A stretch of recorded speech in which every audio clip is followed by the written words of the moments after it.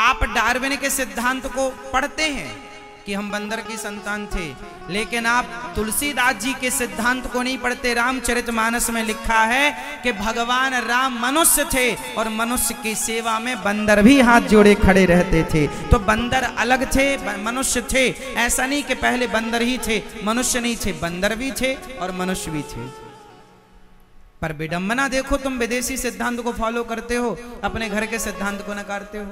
तुलसीदास जी जैसे महापुरुषों के सिद्धांत जो उनसे पहले आए, पहले इतना बड़ा ग्रंथ लिख दिया कि आज तक घर घर रामचरितमानस पढ़ी जाती है, पढ़ी तो जाती है, लेकिन वो सिद्धांत को स्कूलों में पढ़ाया नहीं जाता। ये विडंबना है। पढ़ी तो गई, पढ़ाई नहीं गई। हाँ या ना? राम जी किस रूप में आए थे बताओ? गोस्वामी तुलसीदास जी ने एक चौपाई लिखी है, आपको याद होगी।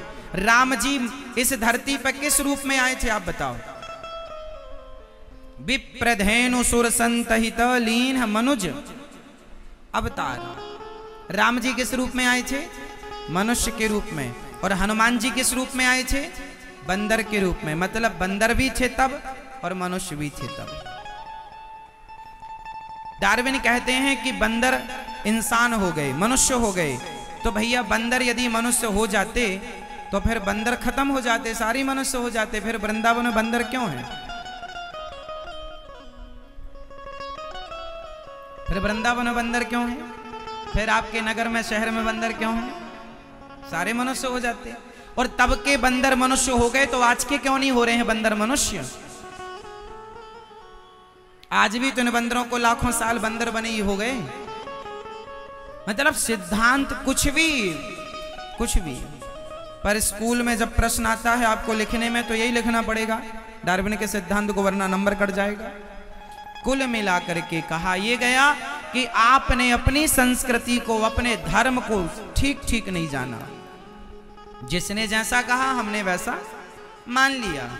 हमें पढ़ाया गया कि जो जीता वही सिकंदर, मान लिया कि भैया सिकंदर ही बड़ा था। नहीं, सिकंदर को भी हराने वाले राजा भारत में थे, पर चूंकि हमने नहीं पढ़ा ये तो हम उनके नाम भी नहीं जानते।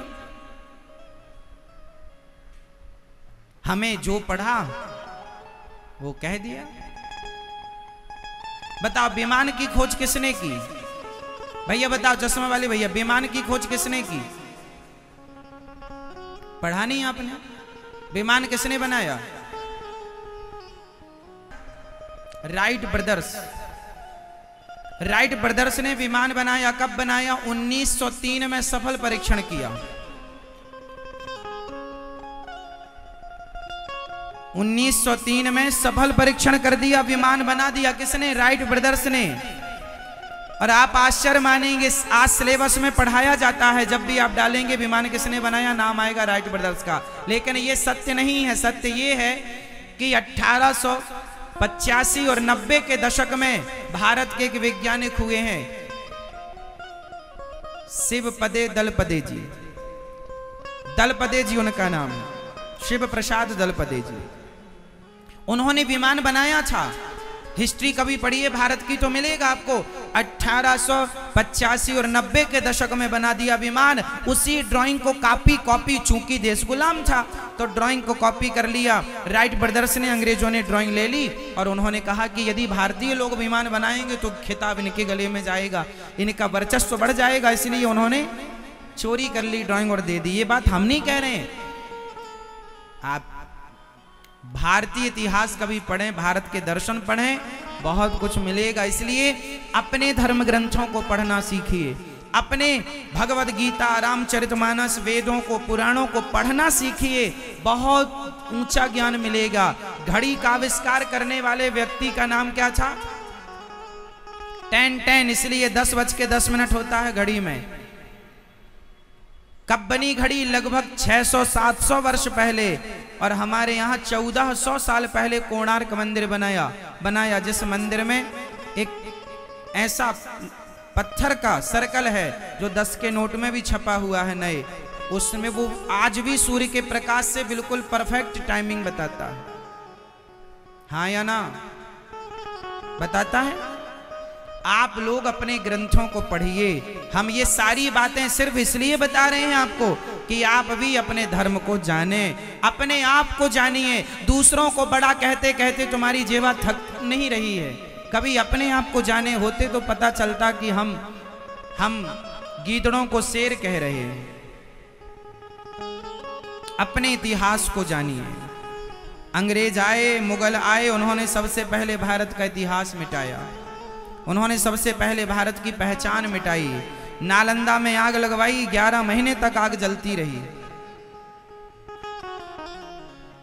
उस संग्रहालय को, लाइब्रेरी को जलाने में आग को 11 महीने लगा था, जिस लाइब्रेरी को चाणक्य ने बनाया था।